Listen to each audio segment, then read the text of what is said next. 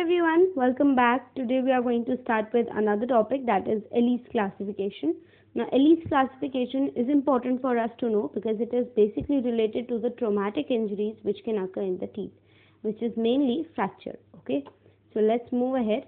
If we look at the Ellis and Davis classification, it was given in the year 1960 and there are in total 9 classes which we have to take in consideration.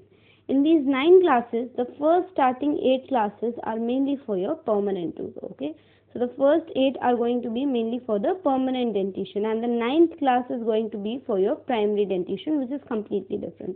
So first we will read them in general and then we will check them out with the diagrams. Okay, so what does the class 1 says here? The class 1 says, very simply it says that it is just a simple crown fracture which will only involve your enamel region. Okay, so basically when your enamel is getting fractured, that is class 1. Class 2 is when the fracture is occurring and it is not just involving the enamel, but it is also involving a little part of your dentine region. That is class 2. Now class 3 is basically a condition when the enamel is also lost and the dentine is also lost, and at last the pulp is getting exposed. Okay, so this pulp is also getting exposed due to the fracture. Now we come to class 4. Class 4 says that when the teeth get traumatized and it becomes completely non-vital, which means it completely loses its vitality, that is known as class 4. Now there can be a crown structure fracture or there cannot be a fracture of the crown structure. Coming to class 5. Class 5 is basically when the complete tooth is being lost, that is known as class 5.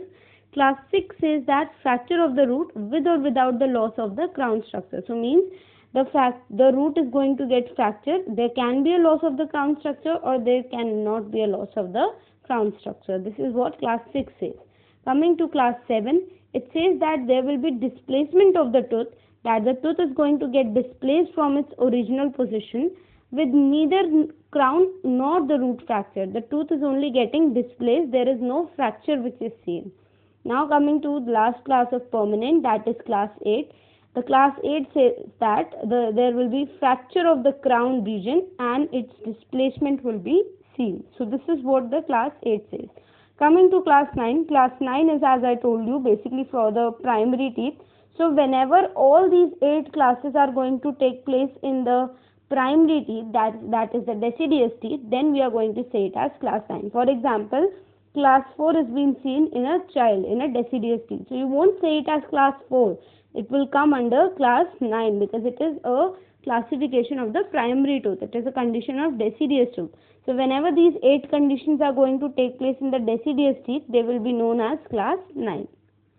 Moving ahead with all of these classes one by one. So as I just told you that class 1 is mainly simple fracture of the crown which involves only the enamel with little or no dentine. So you can see in this picture there is just a very little incisal region which has been fractured, which means that only the enamel is fractured.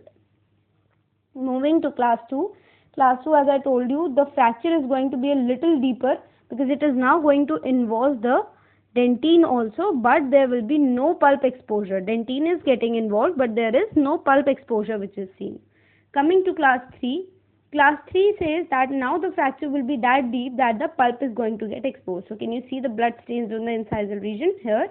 So this is why, because the pulp is getting exposed. Whenever the pulp is exposed, it will lead to blood oozing out appearance. Fine. So whenever there is fracture which involves not only the enamel, not only the dentine, but also exposes the pulp chamber, then it is said to be class 3. Moving ahead with class 4. In class 4, as I told before, without any loss of the tooth structure. It's not compulsory that the crown is going to get fractured or something. The crown can be fractured or it cannot be fractured, but the tooth is becoming non-vital. Now can you see the discoloration here in the tooth structures? It is because the teeth has completely came out to be non-vital. Now it can be because of any reason, any trauma. Okay, and it's not compulsory that there will be fracture which will be seen in the crown. Sometimes fracture is not seen and still the teeth gets discolored. So this is what class 4 says, that when the traumatized tooth becomes non-vital with or without the crown structure loss. Coming to class 5. Class 5 is basically when there is complete loss of the tooth structure. So you see the complete tooth is being lost from the socket region. The whole tooth is being lost. You can see in the radiograph also that the teeth along with the root is being lost. Both crown and root is being lost. Coming to Ellis class 6. Class 6 says that there will be fracture of the root with or without the loss of the crown structure.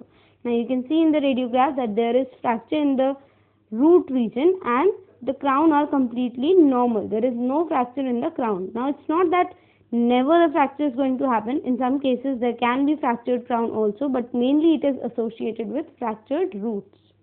Coming to class 7. Now class 7 says, as I've just told you, there is no fracture neither in the crown region, neither in the root region. The only thing is that there will be displacement of the teeth. So you can see the central incisors here, they have moved backwards. Okay, they have been displaced. So there is just displacement which has happened. Coming to Ellis class 8. Now class 8 says that whenever there is fracture of the crown region and its displacement, that is said to be your Ellis class 8. Now you can see only the root stumps are being left here and the crown is completely lost. Crown is fractured completely. The crown region is being lost and that is known as Ellis class 8. Coming to the last class, that is the Ellis class 9. As just told you, everything which we have studied till now, all the classes from class 1 to class 8, whatever we have studied till now, if it happens in deciduous teeth, then it will come under the Ellis class 9.